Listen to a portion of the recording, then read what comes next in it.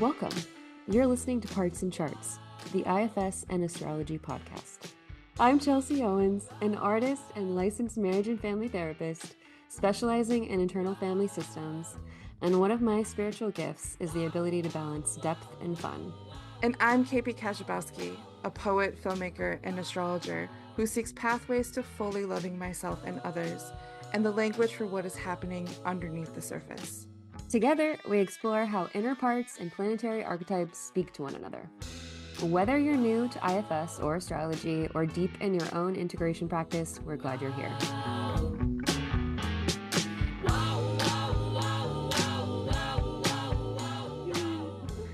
Hello. And we're back.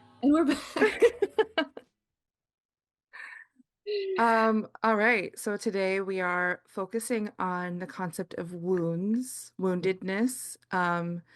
We're using kind of a broad word on purpose because there's specific language in IFS, the IFS modality, as well as other practices of astrology that use very different words. So that's like our broad sense, and we're going to try to find commonality in our practices with the hypothesis, like we do with most of our episodes. We have the hypothesis that IFS as a therapeutic mode works really, really well with like similar parts work that we do in astrology. Yeah, so that's how we're starting. Before we hit record, we were talking about like how do we make wounds, the concept of wounds fun or interesting or lively, and then Laughed. we laughed. And I want to be clear, I take my job very, very seriously. Mhm. Not, podcaster me, but uh, therapy me. Like, so I definitely can, jump right into serious mode or teacher mode and get really, really, I guess, deep and Yeah, serious. And I love that. And there's a time and a place for that. But I also so I'm holding how sacred all of this stuff is and how important it is and how deep it is. And also, yeah, I want to make it fun. right. It's Yeah, not just a bummer, right? Because it's not just a bummer. It's so many things. And for the sake of like making this somewhat entertaining or fascinating to listen to, yeah, um, all of our air placements that really want that for everybody. yeah. And earlier we were talking about we pulled tarot cards to give us some more focus for this episode. And Chelsea was like, maybe we should like, I'll get my deck out and I'll pretend that the like you just saw on the screen that she has the Three of Swords and the Magician. That's what came out for her. And I have the Ace of Swords that came out for me. We were drawing at the same time. And she was like, "Well, we'll just like do it again, but we'll have the exact cards that came out." I was like, "I can't act. I don't we just have to talk about what happened because I can't pretend." And then you said something brilliant. Do you want to share? What did I say? Oh, yeah, with those brilliant ideas that just like slip away because they're just like that's what needed to be said in the moment. But you said like what like acting is Oh, life. everything All is of life is everything. yeah. Yeah. I was like, okay. Uh-huh. Is that just my Leo? Is that's something? It could be, but I think there is like a resistance for me, in that I have a harder time playing other roles or like assuming different parts of myself because I don't know, I'm really curious about that, like especially as someone who directs actors pretty often, I have a really difficult time stepping into different parts. Ah, Yeah. interesting. Yeah, interesting. But I Okay, know, like I this is like a know. whole separate episode that we're discovering right now. Yeah, I think we should talk about that because I know that there's so much healing that can be done or fun or like there's so much that can be done. The possibility of playing different parts and seeing what happens Right. and playing pretend. Like, oh yeah, we did just Yeah. like draw this card even though we manufactured it. Like that's an Yeah. interesting thing for me to look into. Yeah. Right. Yeah. Psychodrama. I mean, there's whole like therapy modalities, and even in IFS, there's ways of working with your parts and having other people act them out. If you're in a group setting, or even like if you're individual, you can act out different parts. Like we'll often do that too. Yeah. Um, yeah. And then There's we were talking about the rehearsal, which is oh my yeah. favorite show right now. Wow, yeah, and like So much. really I love it. reforming things in my mind of like possibility. Yeah, I love that show so much. The Nathan Fielder show. Yeah. Yeah. Mhm. We're both okay, like behind the scenes stuff. We're both huge Nathan Fielder, probably to a troubling level fan. Yeah. Yeah, it's the concept of, just practicing these things and playing different roles so that you can try different things on, like see what it feels like to say something you maybe wouldn't normally say Yeah, when you're in this different role. It gives you kind of a permission or pass to do that. Yeah. absolutely. There's actually a really fascinating like group of astrologers who lead like narrative astrology, like big enactments with like dozens of people around a circle. Like, okay, now we're like going to talk to Pluto, and then someone like plays the part of Pluto or something like that. And it's like, I need to be at one of those. Oh, that would be so cool. Yeah, I Yeah. feel like we could do that together with both of our modalities. Yeah, that'd be really Yeah, fun. that'd be really fun. Okay, well, Okay. also you said something brilliant about the Three of Swords. Do you want to share that? Yeah. Okay, so Chelsea showed on the before we started recording, the first card that she got was the Three of Swords, which if we're thinking about the concept of woundedness, I feel is like the most precise card to give us information. And the way that I view that card is it's a reminder that the emotions or the present state of a wound has passed, and there's probably many years of like that has passed since that wound was created. But can you hold up the Three of Swords? In the Pamela Coleman Smith illustration on this card, there's three swords in like a pretty like comic book looking heart, which is like one of the only like symbols in the deck, like a true like a child draws a heart kind of symbol. So there's three swords in that heart, and it the way that I view that card is that the swords as like our thoughts or our memories are holding the wounds in place or the raw emotions in place. And when that card comes up, we have a choice. Swords have a lot to do with choice as well. We have the choice of pulling the sword out kind of like a pin and like releasing what has been held there. And like we can acknowledge that that in itself is painful, even if the pain that started the wound is gone. Yeah, so that's how I see that card. I was like, what a perfect card to come out. And then my card was a swords card as well. I got the Ace of Swords, the like the number one card for swords, which reminded me that like woundedness does it's like it lives in that kind of like thought pattern or belief pattern place. Swords as in like what we hold to be true in our minds is like how we live and how we act and Mm. our perspective in this world. So I thought it was really cool that we both got swords. And then the magician, if you want to talk about the magician. Magician. Yeah, I mean that's just like alchemizing. To me, it feels like in this context, alchemizing the wound, right? Kind of spinning that into gold. Um, Yeah. to put it really simply. Yeah. I love the magician because he's a reminder that we always have everything we need Mm-hmm. if we remember that. Right. Look at all those tools. Yeah. Yeah, he has all of the Um, tools right in front of him. yeah. Yeah. Yeah. Yeah. So yeah, wow. Like we maybe we should do this every time because I Episode done. all the wisdom. Figured it out. Yeah. But yeah, I can maybe explain a little bit from my perspective about wounds and how Mm. that relates to IFS. It so I would use the word burdens. That's the word, that's the IFS term for wounds. So uh it's what the parts are carrying, extreme parts, what extreme parts are carrying. It could be a negative belief, emotion, a trauma, sensation, any energy that was absorbed or accumulated from the past, from a trauma or some life experience. And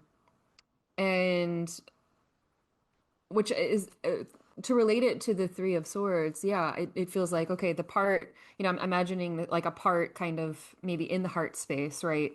Um, and those burdens, like the swords, are keeping that pain or that even meaning that the part has made Mhm. about that experience, about the client, the belief that's been made in place, right? So that's kind of what the whole, not what the whole work of IFS is, but it's a primary goal, I'd say, is to help liberate those parts that are in those extreme roles, that have this like supercharged burden that they're carrying, to unburden that, to release it, to let it go, and be witnessed in that process by self, by therapist, and then return that part returns to whatever their preferred role is, whatever their kind of natural born gift was, before they became burdened. So we're not getting rid of the part, we're kind of, I guess, getting rid of the burden or releasing that burden that they've been carrying.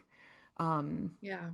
Yeah, yeah. And I my one of my supervisees said something really sweet yesterday when we were talking about more so in the sense of couples work, because I guess I'm tying this into couples work because I think we notice a lot of wounds showing up when we're in relations with other people, right? When we're Yeah. in this relational dynamic, and that's when we probably get triggered, right? Or of course we're getting triggered by other people. Like our wounds are getting triggered, things are getting brought up. Um, and there's this thing in NVC with Marshall Rosenberg's nonviolent communication work. Um, like he said, it's a beautiful need. Like this, the wound or the thing that's getting kind of stirred up in a person, which may be acted out in various ways, right? That looks like a fight or an argument or whatever's getting like whatever's showing up. Behind all of that is just a beautiful need. And I really love that. Because what, to me, what the wound is just a beautiful need. Yeah. Wow. Um, yeah, and it, that needs to be tended to and worked with inside the person system, like with yourself, so that you can be in relationship with others. Yeah. I think I want to ask a very obvious question. Yeah. Um, do you ever encounter a person who doesn't have a burdened part? There's definitely parts that can be that don't have burdens. I mean, I'm talking about extreme parts, so parts that are showing up in extreme ways and have extreme beliefs. But Yeah. extreme can really mean a lot of things, right? That probably means something different for you than it does for me. So it's really just working with your own system and your own parts to find out more about how the part's showing up in your life. Is it showing up in an extreme way where it's kind of like every day there's, this extreme belief or some meaning and it's keeping you from doing something or, however they're interacting with you in your system and the world, it's going to look different for everybody. Yeah. And then once parts are unburdened, the burdens are released, the wounds are healed, then they're just parts. Then they're just doing the thing in the system. They're, maybe um, being creative or, just doing things that aren't super extreme. Does that make sense? Absolutely. Yeah. I guess I'm just curious, like, how many burdens or yeah, burdens does a regular person have? And I think that's one of like the things that I ask too often, of, like Mm. comparative, like, well, like how many wounds should I have, and do I have too many, or do I have too few? Mhm. If, when I'm 75, will I have zero wounds or Mhm. burdens active? And I think that's maybe the just like the urgent searching for peace in my heart for all people. Mhm. Um, yeah, my perspective as an astrologer is coming up in like all of us are born with like wounded, like the potential energy for wounds. Mhm. Um, and that's part of being human. Yeah. It's part Yeah. of us like learning what we desire. in many ways, woundedness is a guide toward love. And like Yeah. what you were saying about the burden being like a representative of a need, a beautiful need, like that is a really helpful phrase. Yeah. Yeah. Yeah. And I totally get that like question of wanting to know, yeah, how many wounds do I have? Like how many more do I need to heal? Or and I don't think the work is ever really done. And there's Right. no reward for being woundless. We're not rushing to get anywhere. You know, Right. yeah, there's no reward for that. And like I want healing for everyone, but things are going to come up, no matter the most healed person, like things are still going to come up. Um, Yeah. yeah. And so maybe, the number doesn't matter so much as like just how you're functioning in life, right? And that like the quality and value of your relationships, Yeah.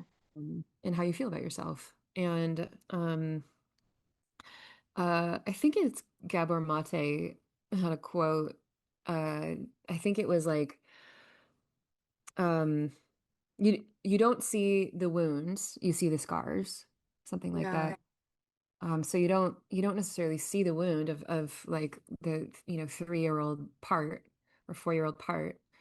You just see the scar, like what, how that part has adapted to that wound, like how it has then made meaning of and sense of and beliefs around what happened, and then started to adapt, and then maybe it does these other things or it lives out some of those beliefs. So Yeah. we end up interacting with a lot more of that than like the actual wound, which Right. um and then also in IFS, some of the parts that carry a big wound, we call exiles. So the exiled parts are parts that are really tender, really vulnerable. They don't really have a job in the system other than like holding the pain, like holding the strong belief, like I'm worthless, or I'm afraid that everyone's going to leave me and I'm going to be alone, or I'm a terrible person. They can be shameful. And they're usually buried. They're quite buried in the system. And there's so many parts protecting them, because they're so afraid of client feeling the feelings of that wound, of that burden, of that exiled burden. Yeah. That's interesting. So the other parts around the exiled part or number of exiled parts are kind of like protecting or like concealing the exile. Yeah. That's Like, interesting. yeah. So there's like an awareness of the vulnerable person. Like if we're thinking about a group of 10 people on a journey, like the Dungeons and Dragons kind of journey, Yeah. the bard who has like zero, okay, oh my God. The bard who has like no protection and no weapons or whatever. I don't know that much about Dungeons and Dragons. Just enough to say like the rest of the party, the other 9 people usually stand around that person to protect them because they're aware of how vulnerable they are, even though they're so, so important to the health of everyone else. hmm Does that feel related to exiled like existence in the system? Yeah, that's pretty good analogy. Yeah. Yeah. So that makes me think of when we were in session off camera without Yeah. recording, and there was a part that was coming in, and you helped me ask them to take a rest, basically. Do Mm. you think maybe that's because that part is aware that I was about to speak with an exiled part? I don't exactly recall, to be honest. Yeah. You're gonna probably know more than me. I'm gonna guess it could have been a protective part that was like maybe a thinking part, or a part that was coming in and um yeah, just stepping in the moment. Do you recall like what it said? Right? You don't have to bring it up, but Yeah, that sounds right, but I'm curious of like, is it pretty common for when exiled parts are being like talked with or explored that there is maybe more of a protecting reaction of the other parts? Okay. Yeah, yeah. So Yeah. yeah, that's why I'm asking that because usually when you're getting to more vulnerable parts, that's definitely when more protectors will step in because that's their job. Like they're so used to doing that and they're doing a great Yeah. job of it, right? And so they're gonna definitely step in and just make sure that things are okay. Make sure, do I need to do anything? You Yeah. know, do I need to step in here? Is this too much? So even parts that are kind of like self will step in and kind of want to caretake or help or Yeah. navigate the session. Yeah. So what does it look like for an exiled part to, would you say release burden, or what does that look like? Yeah, well, there's a whole protocol around it Yeah. that we like learn and teach in the IFS model. So it's like it has like shamanic elements, honestly. Like when I first did it with my therapist, I was like, what are we doing? Because it Yeah. was like my eyes were closed. Um, you're it's so visual. Well, for me, it's so visual and it really feels like you're on a journey. You're kind of guiding the part to come up with a way or asking the part how it wants to release that after like there's a whole protocol. So this isn't like a quick process. Yeah.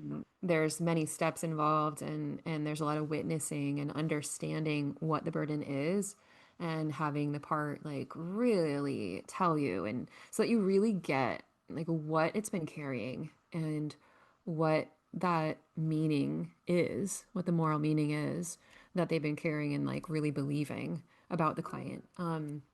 So that takes time and space to really get that and witness that. And then if there's any like kind of redos that have to happen or anything that has to happen, like either in the past with a parent or somebody in the family or some kind of experience that they need to redo and you can kind of guide them through that and then you ask if they're ready. You kind of feel it out and see if they're ready to release that burden, which again like doesn't happen quickly usually. But if there's enough self energy there to witness and hold the parts do start to trust and they feel like, yeah, okay, I'm kind of ready. And Yeah. and then there's this beautiful process that happens where we ask the part like how it wants to release that burden. Do you want to give it up to the water? Do you want to give it up to air or fire, earth? So you go through all the elements, Wow. however they want to give it up. Okay, like I want to give it up to the sea. All right, like how do you want to do that? Do you want to put it in a bottle and throw it out to sea, or do you just want to, throw it out there? Like so you kind of create this scenario or ask questions to create this scenario with the part and have them go through that process, make sure they kind of unload it all. And then there's a process of like bringing in new qualities. So, what new qualities do you want to bring into this? Like, what does the part want to bring in? Okay, like more creativity and more painting and blah blah blah blah. And so that whole process can take a while, and there's definitely like a procedure to it that IFS teaches, Yeah. and it's really beautiful. It's quite a moving and like deeply somatic experience. uh yeah, I feel like coming out of that you're just like wow, like what happened? Like what was that? Because it's just you're in a different world and it's so real and Yeah. yeah, it's really beautiful. Um, can I ask if there's like if you've seen a pattern of elements for when you've released burdens? Good question. I think I usually do water. Well, no, I've done nah, that's not true. I've done all of them to be Okay. honest. Different times. Yeah, I wanted to say water, but I definitely have done earth and it just kind of goes down to the earth and earth knows what to do with it. I've definitely done air like out of a window and I've of course done like fire, like bonfire, like love my parts love throwing things into the fire. So Interesting. yeah, we've gone through all of them. Yeah. Are there more than four elements? Are there? I mean, in this like procedure? In IFS universe? I don't think so. Okay, because some systems have five or more. What's the Um, fifth? well, ether, I think, is one Oh, of them, or sure. there's wood or metal for like Oh, Chinese okay. methods. So I Yeah. was just curious if like, oh, maybe there's like, I don't know. I mean, you can totally offer that. Yeah, Yeah, I would offer it. interesting. Yeah, it's really up to the parts, whatever they want to do. Yeah. But I was like going through your chart in my mental map, Same. like, oh, what element? Where's the earth element? Yeah. Same. Yeah, I know, right? Yeah. And you have placements in every well, everyone has placements in every sign. Yeah. Yeah, right? Hmm. Yeah. Yeah. Do you want to say anything about wounds? About Chiron? Yeah. About, yeah, tying into astrology? I'm like right now my whole body's listening to what you shared. I Yeah. want to experience that. I want to feel that in my body. Because it really is like when it becomes kind of what we were talking about before, like narrative or psychodrama, when it becomes like an active drama in the psyche, Mm. it really is just like an unmatched experience. Mhm. That like absolutely, like in my most healing moments, when it gets to that point, I feel the release. And that's maybe what I'm thinking about how we drew the swords cards. Like I staying in the mental space with wounds is a little more difficult, but I think it's like one of the only mediums we have with a podcast. So I'll kind of stay up there with like concepts, Yeah. with what I think might be a one-to-one with burdens for IFS. So there's a mini planet or a small planet. Technically, we call it an asteroid in astrology called Chiron. And Chiron is more of a modern astrology concept in ancient astrology, not talked about because it's not visible to the eye. Mhm. Um, so, okay, where do we begin? Chiron is, I'm not going to go into the whole myth of Chiron's existence, though I think that it's like such a beautiful metaphor and story for people to explore. And hundreds of astrologers on this planet have done a really amazing job with walking us through all the intricate corners of that story. So, Chiron was a centaur who did a lot of things, healed a lot of people, and himself felt isolated from both the centaur people, the horse people, and the humans. And there's this kind of like can never fully feel like they belong or he belongs in any setting, though he is so helpful and his focus is on healing.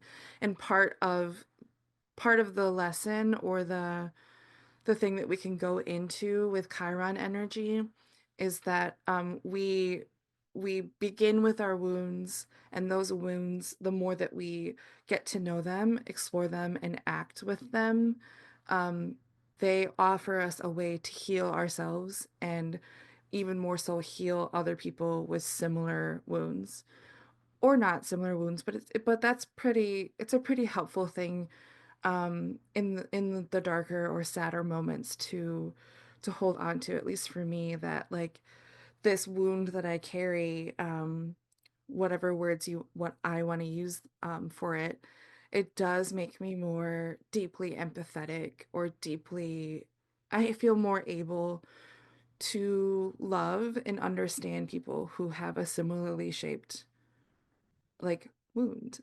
That's the simple way to put it. Mhm. So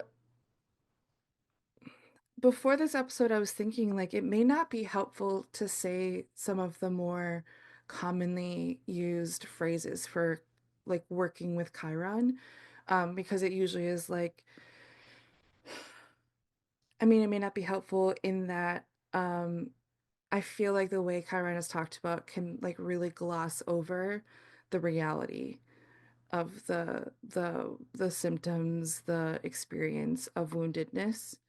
And I was thinking about how IFS would be one of the most incredible ways to interact with one's own Chiron placement, because with our wounds, with our Chiron energy, the best way to move forward is to gain acquaintance and friendship and not need to change anything, not need to change the wound, but to enter the space of the wound and feel it, and make art. Like this is one of like if we look at our Chiron places, making art is one of the best ways to work with the energy because it's not dismissing.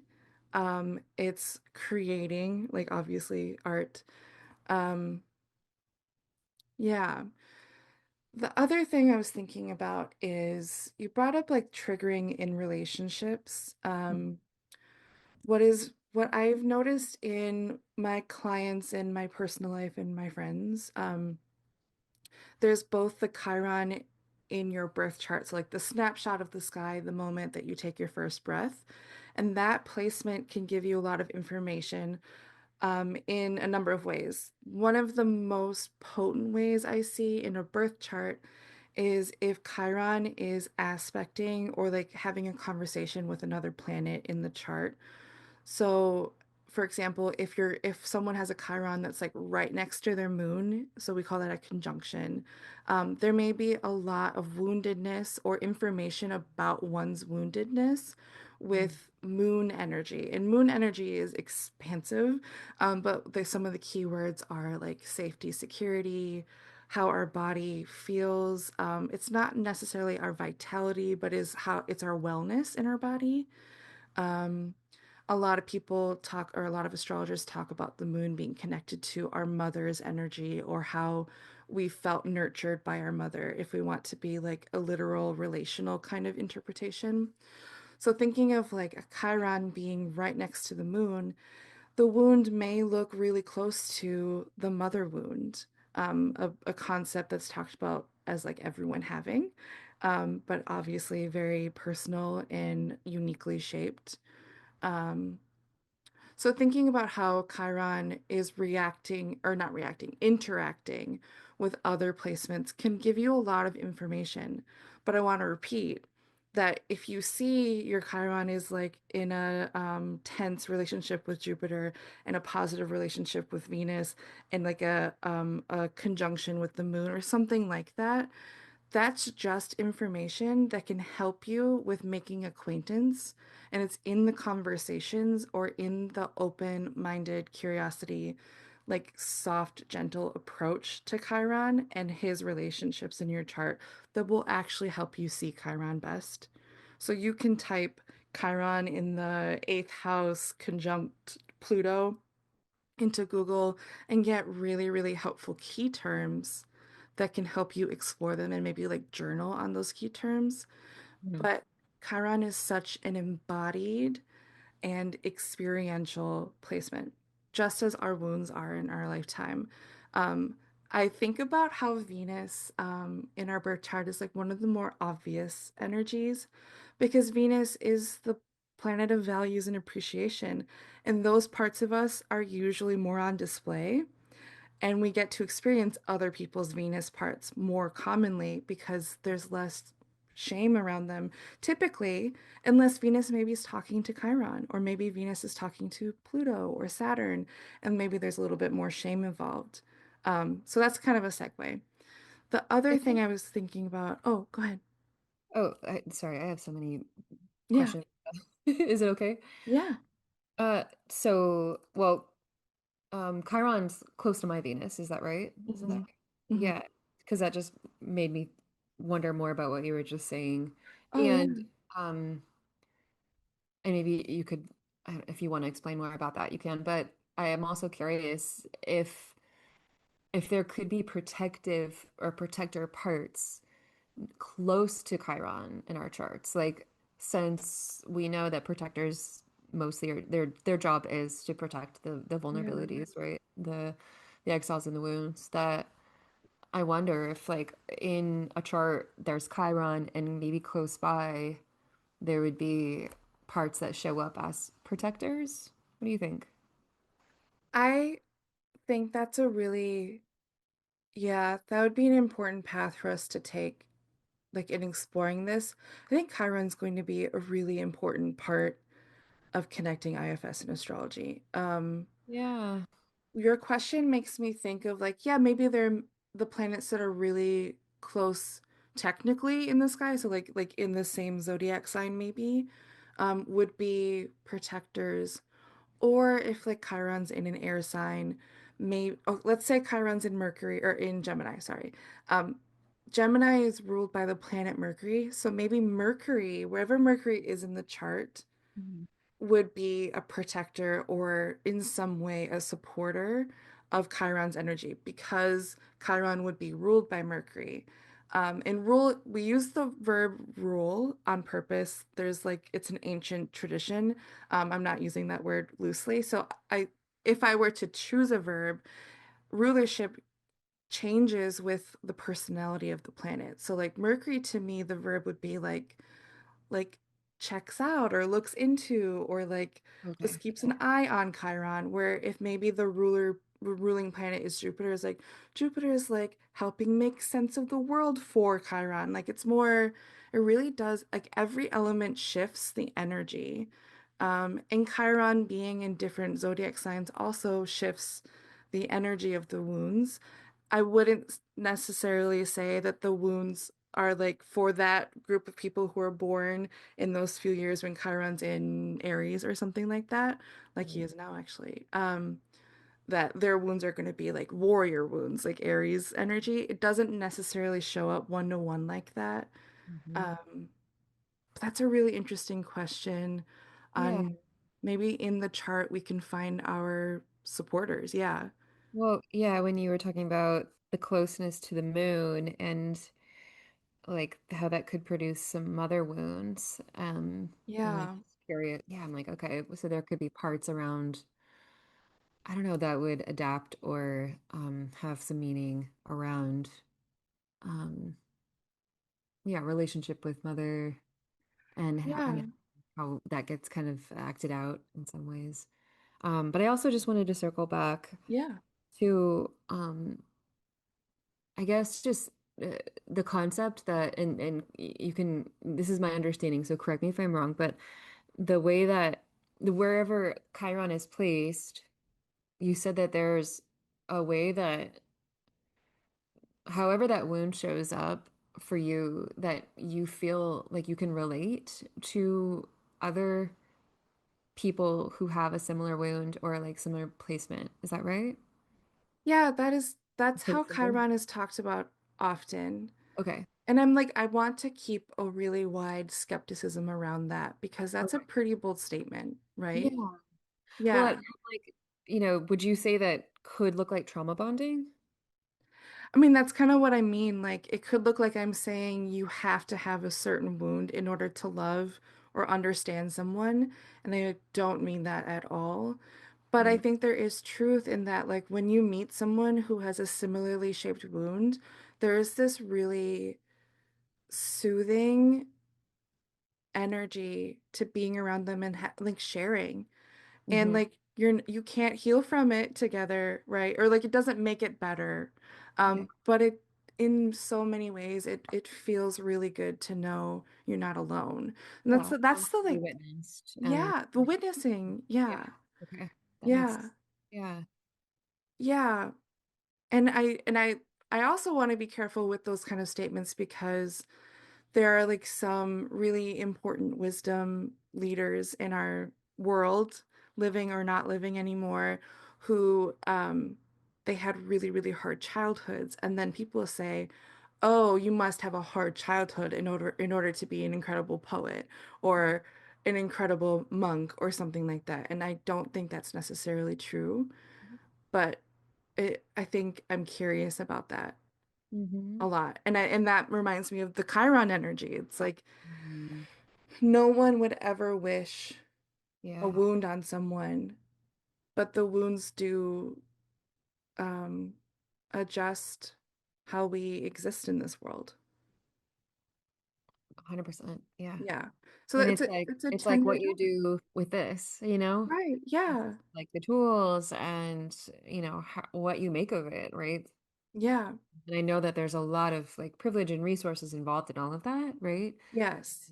And there's so many factors involved in kind of what, yeah, how you adapt and like what comes next after a lot of yeah, traumas or experiences that create wounds. Yeah. Yeah. It's interesting to bring up cards because that phrase of like it's not the cards you're dealt, it's how you play them, like feels pretty related. Mm-hmm. Yeah. Hmm. Um, yeah. But I wanted to like touch on the relationship aspect because in our birth chart we have like a Chiron doesn't move. Our birth chart is like a snapshot, like a blueprint. Um, but Chiron's always moving in the sky, like through time and like in a miraculous way, most like all of our planets we can track and we know like 300 years from now where Wow. the moon is going to be on this day that year. Like that kind of, we have that kind of data and it's really interesting. So Chiron's moving through your chart at a pretty slow rate. It's a couple years-ish where he's in certain signs. He's doesn't feel as predictable like the sun or the moon. They're always going at the same rate. Um, what happens though is that every once in a while, Chiron makes the active, the in the sky Chiron makes aspects to different planets in your birth chart, and sometimes back to your own Chiron. And it's those moments that triggering is also a difficult word to use, but there are those moments where those aspects, we call them, or transits, can bring up a reminder maybe or an opportunity for going like reaching or touching around the edges of the wounds even more. Recently I've talked with some people, so Chiron's in Aries right now. I've talked with some people who've had like really, really significant Chiron moments where like Chiron was right over their Venus or Chiron was right over their sun or like something was happening where it's like, oh wow, like this is like such a tender, difficult moment. And it's, you don't, as an astrologer, I guess, you don't necessarily look for what Chiron's doing. You kind of look for what the sun's doing or Uranus or something. But it's really bizarre when I see that and I'm like, oh, okay, so this is how we should talk about it. We shouldn't talk about it as like an opportunity for growth or an opportunity for changing careers or something. It's like this is a time where you're being asked to witness. Hmm. Um, if I'm going to be more specific, I feel like it's like recently talked about Chiron transits feeling like middle school energy in that I taught middle school very briefly recently. In that it's like everything feels like the end of the world, and it is the end of the world as you know it because you're 11. Hmm. Um, and that fight you're having with someone in a different classroom is just as Hmm. visceral and dramatic and terrible as like going to war. Hmm. And sometimes I relate this to woundedness. Like sometimes our woundedness feels like extremely dramatic, like we're going to war. And that is a reality that's inside of us. Hmm. And we can treat it like we're being annoying or like over exaggerating that kind of energy. Or we can treat it like we're actually giving that like fire alarm in our body or in our shame or in our heart with Hmm. respect because it is real. Yeah. Um, and that's middle school energy. It's like it Hmm. is so real, and the more you scoff at it or roll your eyes, like thinking about an aunt or an uncle coming over, like, oh my God, like your daughter is being annoying, like she like broke her fingernail, like that kind of energy just makes it feel worse. Hmm. So that's what I'm seeing of like when Chiron's moving through the sky and making transits to your chart. It's like the more you treat it real, like the more you can like Hmm. you gain love. And Hmm. that's oh my God, I was like start to like talk about how love is why we're here and love is all there is. But that's like that's what I feel in the Chiron energy is there's so much potential for love. Yeah. I love that you brought that up because I mean a lot of my parts are like young, middle school parts or even younger mostly, but that it's the time when you're developing the belief, the intense belief, right? Because it's you're using the middle school brain. So a lot of our parts, even as like, active adults now, we still Yeah. have parts that have like the middle school belief. Yeah. And it's using middle school logic, it's using kid logic sometimes. Sometimes they don't make sense to us as adults. It's like, why would you believe that anymore? That's so long ago. Yeah. But it's like the parts are not that they're frozen in time, but they're kind of frozen in that time where they developed that middle school belief. And it was so real for them back then, right? It was like so intense. And so Yeah. really getting self to see that and understand that and feel like, oh my God, I'm so sorry. I'm so sorry that happened. And like, no one was there for you at that moment too. Yeah. And really seeing that because I also notice a lot of critical parts coming in and being like, why do you still believe that? Don't believe that anymore. Being really Yeah. intense about the wound or about the belief and the meaning and almost, wanting client to snap out of it and, stop believing that. Like, that's silly. Don't be a stupid kid anymore. Like, you're not a kid, and kind of give like being like this, yeah, Yeah. kind of um tough parent. So yeah, so thank you for tying that in too. That makes a lot of sense. Yeah. When you were talking, it was making me think of like, okay, so what's my middle school wound? There's probably 3 bajillion, but I was like, I think that I was like just 1 minute ago, I was thinking that in middle school, every time anyone spoke or wrote something, there was someone in the room who was gonna laugh, or someone in the room who was gonna like tell someone later, oh my God, KP said the stupidest thing. And I think that's when I like decided, like, okay, be so careful with everything you say. Don't talk out loud. You can type because that's safer because you can edit and delete. But when you Oh, you had speak, computers? what? You had computers? We had those Oh, big ass, oh, we can curse. We had those big ass like you like put your the cloth over your hand kind of computers. Yeah, we had computers. oh, Middle okay. school. We only had like maybe this is revealing my age, which I'm totally fine with. Because what year was middle school? It was like late 90s. Okay. Yeah, mid to late 90s.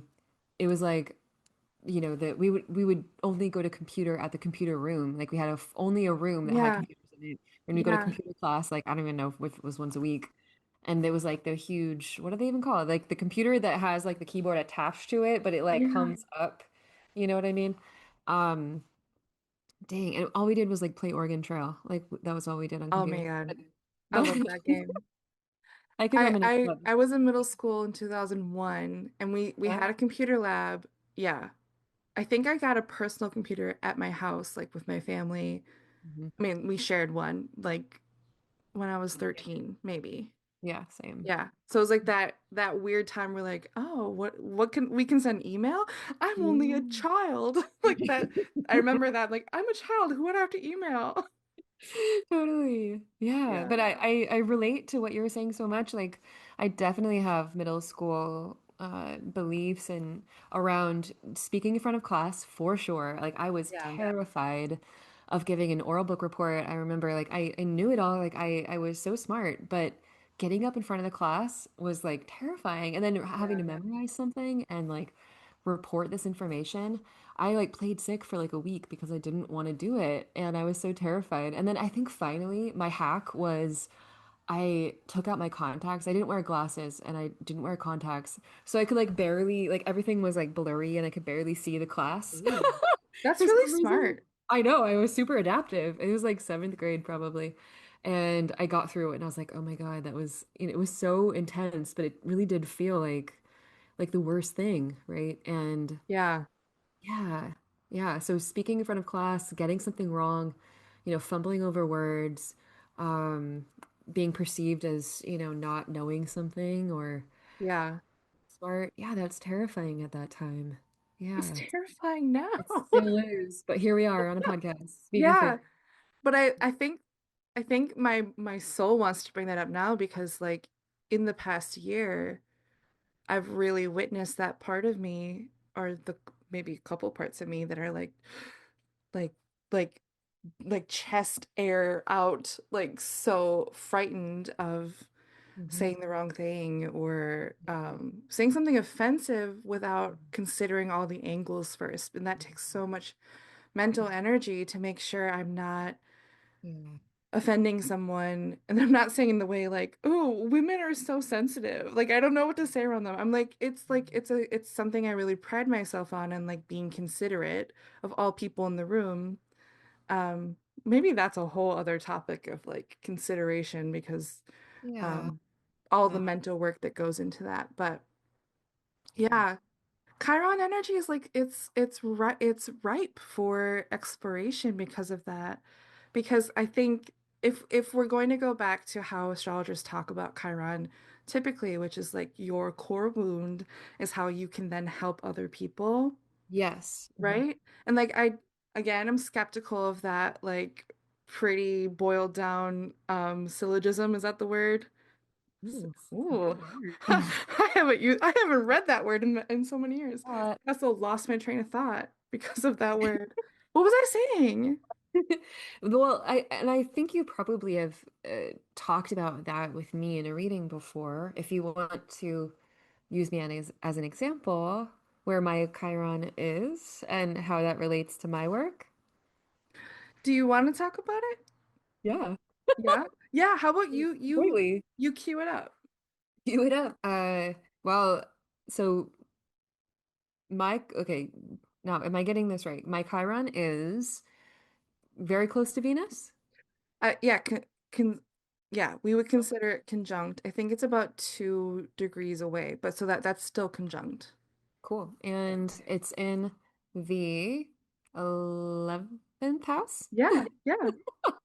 Um, and I'm also, side note, curious about Chiron, if you want to speak about Chiron in which house it's in and how that could pertain to the wounds or like how you've made meaning of the wounds as well. So maybe we Yeah. too, but yeah, so 10th house. Do you want to say what 10th house is? So, Chiron's in your 11th house. 11th house. Yes. Yeah. And it's important to make that distinction because the 10th house is one of those, so there's 12 houses total. Everyone has the same number of houses. There are 4 of those houses that are considered like, we use the word angular, but it's kind of like the most important posts of one's life. There's the self, the other, the private space, the public space. The public space is the 10th house. It's most of the time the top of your chart. We can get into that some other day, why I'm saying most of the time. Yeah. The 11th house is right next to the 10th house near the top of the chart. The 11th house is where we look to like-minded individuals. Let's back up a little bit. Houses are parts or places of our life where we get more information on how parts of our life are expressed, I guess is the best way to put it. So the 11th house is like the house of friends, of hopes, of dreams, of it's a pretty social house because it's friends and like-minded individuals. It's where we express our like great yearning for humanitarian like Mm. lushness, I guess. It's where we present the work that we make in the world. A lot of artists, whether they have planets there or not, a lot of artists have emphasis in that house if they are people like artists who show their work often. Um, and maybe I can give examples sometime. I don't have one right now. You are also an artist that shows your work often, and you have Venus, the planet of art and value and love, in the 11th house. Yeah. You, from my perspective, are also very loving and like lush in your friendships. You like, Okay. um, Yes. we're on speaker view, so none of you just saw there was like this like very sexy tongue mouth moment that Chelsea did. Anyway, so your Venus is there and Chiron is conjunct your Venus.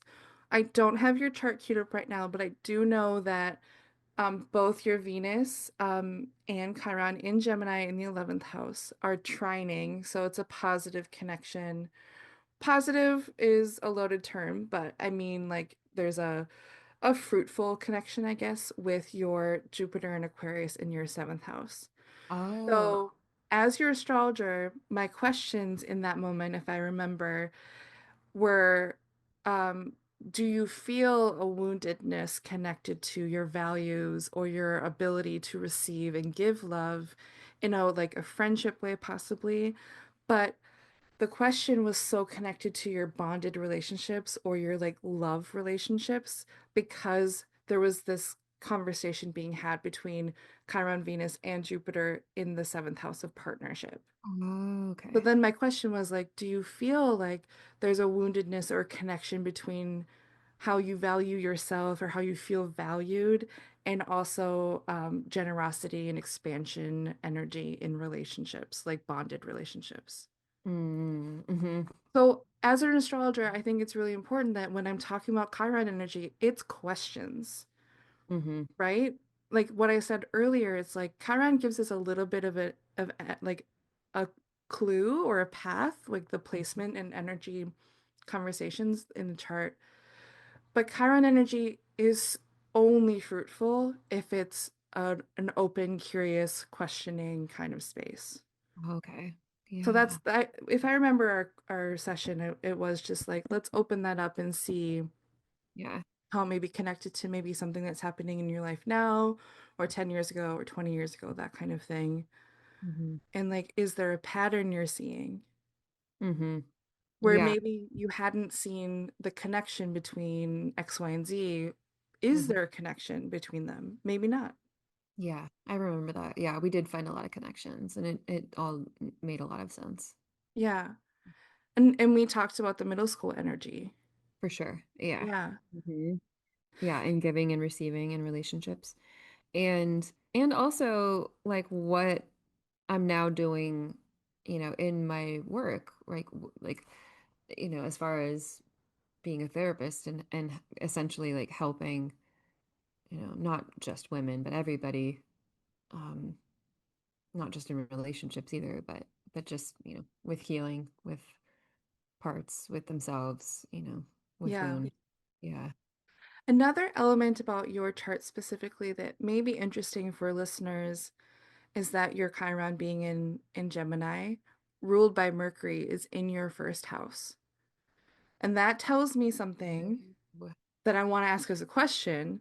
It's like, Okay. do you feel like if we're considering the first house as like your role in this world, first house is a lot of things, but it's like how we act in this world, in which way are we a player in this world? Um, Mhm. my question is, I don't know if we talked about this before, but like, do you feel like your woundedness helps you see your role more clearly? Mm. Oh, for sure. Yeah. It gives me a path, direction, Yeah, uh, purpose, right? And yeah, I guess direction or even um the drive to help others with that. Because it's it's something I know so well, right? And it's like, oh, I've been there. And and yeah, I know that there is potential for healing and I know that there's potential for um like having a different not a different life, but experiencing life in a different way that feels a lot more free. yeah. Yeah. I want to point out that you use the word drive and direction, and those are first house words. So it's like, oh, that's lovely. And I don't know if I was clear that Chiron in Gemini ruled by Mercury, Chelsea's Mercury's in the first house in Leo. That's where I was going with that, but I don't know if I said that. Um, Did I use those terms intentionally? I don't know. I can't tell. Yeah. Um, maybe it could be helpful to say like my Chiron is in Cancer in the seventh house, where my moon in Cancer and Jupiter in Cancer is as well. My moon is not conjunct It's too many degrees away. There's a lot of like, well, how many degrees do we read for Chiron? Is it Yeah. 1 degree? Is it three? Is it, um, but far enough away where I can confidently say Chiron's not conjunct, but Chiron Mhm. is closely conjunct my Jupiter and aspecting almost every planet in my chart, like in a very strange way. Well, not, I shouldn't say that. Not every planet, but some really significant planets, definitely my Venus. And I do contemplate that a lot because there's this conversation between my house of partnership or closely bonded relationships and my role in this world and how I present myself or connect with people out in the world. And I Mhm. feel for sure that's connected to my woundedness, but mostly it's my deeply bonded relationships, like Mm. one of my siblings, Yeah. and a few of my like really, really close friends. Like that's where I feel the edges of my wounds. Mm. Yeah, so it has helped me contemplate that, but it wasn't until I started like speaking with Chiron and getting curious that Yeah. yeah, I'm curious how you do that. I it's But more like is it it like, it's art. Yeah. For me, I do ink paintings. I think that I rely a little bit too much on my verbal or mental space. So when I get out of the verbal space, maybe that's because my Chiron's in Cancer, it's more moony, more moody, more body based. When I actually get into my body, that's a feat. When that happens, I think that's when I can have conversations. And it's not helpful to use the word conversation because it really is like I ask a question and then I like I use trance a lot in my practices. So when I get into a trance space, then it's more, I can feel like little storms brewing and then they Mm. start releasing. And I Mm. set intentions. I set like I believe I'm speaking to Chiron. I'd like to get to know you, and I know that you're a part of me. And I thank you for being there. I thank you for being there for all of us. Like it's I allow myself to flow, and sometimes it becomes something completely different. And it really has only been the past like 4 or 5 years that I've done that kind of work, and I really wish I had done it earlier, Mhm. which is like probably another part of me speaking like, oh, I wish you had done this earlier. And it's a really urgent wish. Mhm.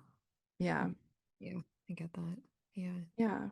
Yeah, and yeah, it's like when you see the beauty of it and all the lessons and like the gold that you've spun and the life that you can have now and yeah, how good that feels. It's like, yeah, oh, I wish we would have done that a long time ago.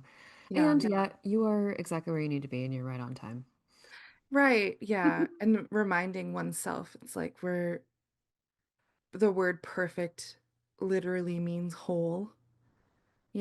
Perfect doesn't mean you're an improved iteration of humans. Like it's Yeah. it's important to acknowledge that like you are whole at every moment of your life.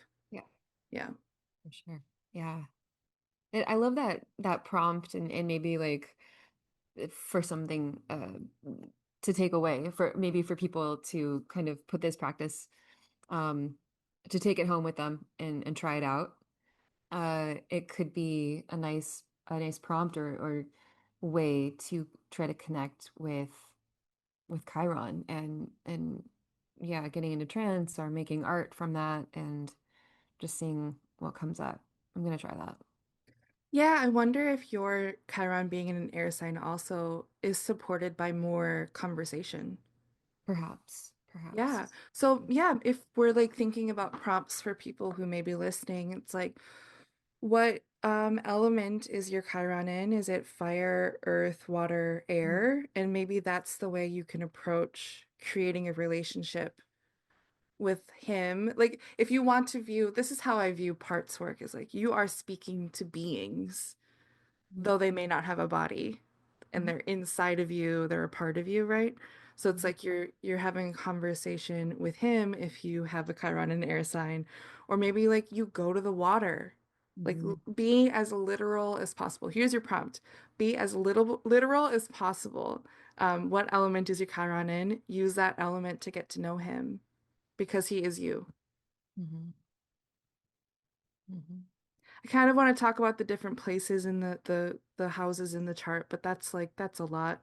So I encourage people to like Google like, oh, Chiron in the first house, what may that like look like? And that could support the exploration. Totally. Mm-hmm. Yeah. Yeah. Right. This is great. This has been really wonderful. Yeah, that's fun. Do we have anything else we want to share? Does that feel complete? Mm. Well, I'm like, I want to like combine the practices, but I think that might be for a different time. Um, Yeah. Any idea of how that feels or looks right now to you? Just as we've kind of synthesized some of the information and yeah, what what do do you you think? think Mm. Hmm. or feel?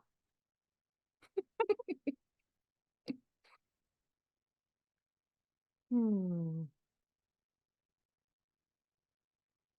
It to me looks like, I mean, if I'm just kind of inquiring about parts and just doing parts work, I'm just gonna I'm feeling like noting um maybe just on my own system, like exiled parts, or even some of just the burdens that either have been unburdened in my own system or that maybe still are there.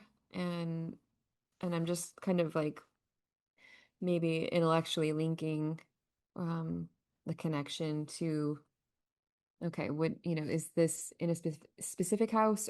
Is it all, yeah, Chiron? Um, so it still feels, yeah, it feels a little intellectual for me right now. Making Yeah. sense. I wonder if like thinking about what we kind of talked about in the beginning of like psychodrama. Is that the Mm-hmm. word you use? Psychodrama. That feels like a really great portal or opening to connecting. So it's like IFS is like so reliant on witnessing, Yeah. Mm-hmm. and like naming maybe or making acquaintance, like you would a friend. And that's how I'm viewing Chiron as well. It's like you can have the data, but you must experience him in order to like feel shifts. Don't expect shifts, but Mm-hmm. that's like the way to move Mm-hmm. inside of yourself is like making experiential connection. Mm-hmm. Yeah, this is something to explore. Yeah, and it makes me curious, like if some of my parts that are connected to Chiron, or in that house, feel like if they become unburdened and they're kind of freed up, like how does Chiron look in my chart then? Right? Like is it integrated in a different way? Or does it still have some kind of woundedness? Or yeah, I guess just like what is that? What does it look like if some of those things have Ooh. been healed? That's like the most interesting question to me when it comes to astrology. Um, Because these things are yeah, constantly changing. Like planets are yeah, constantly, like, right? Even like the asteroid, like it's all, there's transits, right? There's everything's moving. It's not static. right. Right? And like neither are our psyches. No. Hmm. Yeah, Adam Ellen Boss, who's a teacher of mine, an astrologer, an incredible teacher. Everyone should take his year one class. He's amazing. He talks about how it's best to approach the birth chart with a question because the birth chart is always changing. Hmm. And like in kind of an unknowable way, every time I look at my own birth chart, I notice something different. Or like I don't focus on something I was focusing on the last time. Hmm. It's like that kind of, I don't even know the best words to describe it. It's like looking at water, you know? Everything is kind of like moving and reshaping. Yeah. The snapshot blueprint of the birth chart without a question can kind of just look like numbers on a page. And I think that's also how I approach like when I'm in a therapy session. It's like, yeah, it may have been true last week that this needed to be urgently discussed. And then a week later, it's it's not important to talk about anymore. And I think that's like the most similar or like the one-to-one experience I have with therapeutic modalities and astrology. Mm-hmm. And then on top of that, the planets are constantly moving in the sky, the active sky. So Totally. in your snapshot birth chart, the constantly moving Yeah. sky is interacting different with other things every second, every minute. Yeah. Yeah, it's exciting. Ah, isn't it? Yeah. Yeah. And there's such a maybe there's an idea or even belief culturally too about astrology being so stagnant, I think. Yeah. Right, like, oh, you're that sun sign, that means you're this and you're always that. And there it's not taking into account the evolution, right? And yeah, Yeah. yeah. So thank you for that. That's beautiful. Yeah. And beyond that, it's like everything is interacting with everything. Yeah. Every Okay. part is interacting with every part. And so like yeah, the more you make acquaintance, the more you see how intricate and important everything is. Mm-hmm. Mm-hmm. Yeah, I love that part of it. Wow. Yeah, Yeah. beautiful. You can never become an expert, and that's why I like astrology. Mm. Mm-hmm. Or you can, I think the word is not expert. It's like you can never be, what's the word? Is there even a word for someone who knows every single thing about something? Because I don't think that's a thing in Omnipotent. humanity. Wait, omniscient? Oh, omniscient, like, yeah, my God. But that's only God, right? That's only God. Or source or whatever we want to call it. Mhm. Yeah. Oh, beautiful. Thank you for today. Thank you for today. Does that feel like a Was that fun? Was that entertaining? was it I feel entertained. Yeah, me too. Okay, good. Okay. Love you. Love you. Bye. And scene.